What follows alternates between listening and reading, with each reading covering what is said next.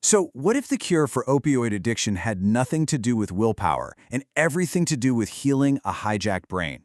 Well, that's the big idea in Dr. Russell Surasky's book. He makes the case that we've been looking at addiction all wrong, that it's not some kind of moral failure, but a neurological disease that we can actually treat. Let's dive in. Right from the start, you need to know this isn't just a medical issue for Dr. Surasky. It is deeply, deeply personal. This one line from his book really tells you everything. It's the why behind his whole mission, bringing a massive national crisis right down to the heartbreaking story of a lost brother.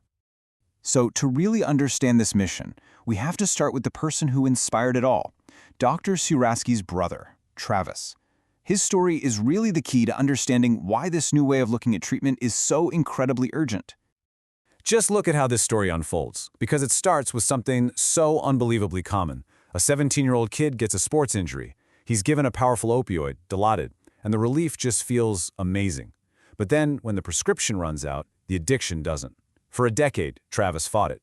I mean, he did everything you're supposed to do. Detox, rehab. He even got a master's degree to become a counselor himself. And that's the devastating irony here. After all that work, one single relapse, with pills that were secretly laced with fentanyl, ended his life. And this is the part that's so hard to absorb. Travis's story isn't some tragic one-off. It is a national crisis playing out every single day. The data in the book shows that his story is repeated nearly 200 times every single day across the country. So, if all the traditional paths couldn't save Travis, what are we missing? Well, the book argues that it's our entire understanding of the problem. We have to stop thinking of addiction as a choice and start seeing it for what it truly is, a disease of a hijacked brain. Now, Dr. Surasky's background is in both neurology and addiction medicine, so for him, it's crystal clear. We need to call it what it is: substance use disorder. It's a brain disease. It physically rewires the circuits that control reward and motivation. So this isn't about someone having weak willpower, it's about their biology being compromised. So, how does this hijacking actually work? The book has this brilliant analogy, a tale of two brains. First, you've got the limbic system. That's the ancient, automatic survival part of your brain. Think of it as your go button. Then you have the frontal cortex, the rational, thinking part that understands consequences. That's your brain button. And normally, they work in balance. But here's where it all goes terribly wrong. Opioids flood the brain with a dopamine surge that is 5 to 10 times more powerful than anything natural. The limbic system, that primal go button, gets totally rewired. It starts screaming that the drug isn't just a want, it's a need, essential for survival. And that scream just completely overpowers the rational brake button every single time. It's not a fair fight.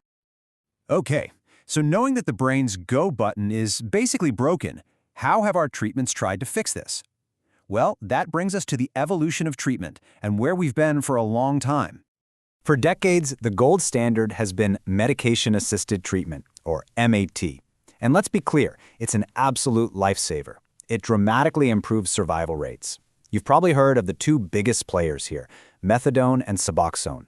But here's the crucial thing to understand about both of them. They are, at their core, opioid-based replacement therapies. So how do they work? Well, both methadone and Suboxone go in and occupy the brain's opioid receptors. And that's what stops the cravings and the brutal withdrawal symptoms. They absolutely save lives, there's no question. But here's the paradox. They are still opioids themselves. They create their own physical dependency. If you stop taking them, you go right back into withdrawal. They manage the disease, but they don't necessarily cure it. And this is where the story really takes a turn. Section 4 introduces us to a fundamentally different kind of approach, a revolutionary, non-opioid shield for the brain. This treatment is called Vivitrol, and it works on a completely different principle. First, and this is huge, it is not an opioid. It is not habit-forming. Instead of turning on the brain's receptors, it acts as an antagonist, basically a shield. It just latches onto those receptors and blocks any other opioids from getting in. And what's so critical about that is you can stop taking it at any time with zero withdrawal symptoms. So what's the catch? Well, there's one really big hurdle. Because Vivitrol blocks opioids, you have to be completely free of them before your first shot. And that means going through a really tough medically supervised detox for about 7 to 10 days.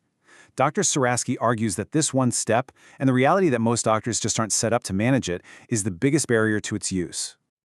When you put all three of these life-saving options side by side, the differences is just stark. You've got methadone and Suboxone, both with abuse potential, both causing physical dependency. And then you have Vivitrol, with neither of those issues. It's really in a category all by itself, with that big initial detox being its main challenge. Which brings us to a really fascinating and pretty complex question. If this thing is such a potential game changer, why haven't more of us heard of it? Why is it being, as the book puts it, silenced? I mean, really think about this for a second. The book says that even though it's been FDA approved for years, Vivitrol is used in less than 5% of addiction treatment cases. So, what is going on? The book argues that there are powerful forces at play here, and it really starts with money and politics. It points to this 2017 investigation, which was launched by then-Senator Kamala Harris, looking into whether Vivitrol's manufacturer was pushing its expensive drug over cheaper alternatives like Suboxone. Well, the manufacturer, a company called Alkermes, they fired right back.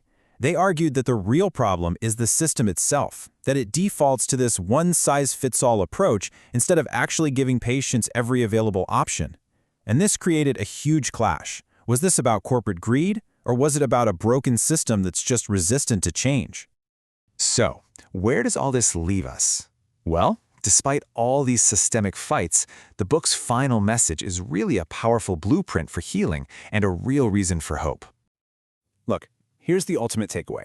Science has given us a completely new way to see this problem, and it's given us new tools to fight it. The book's central message is that addiction is a treatable disease. Recovery isn't just some vague hope.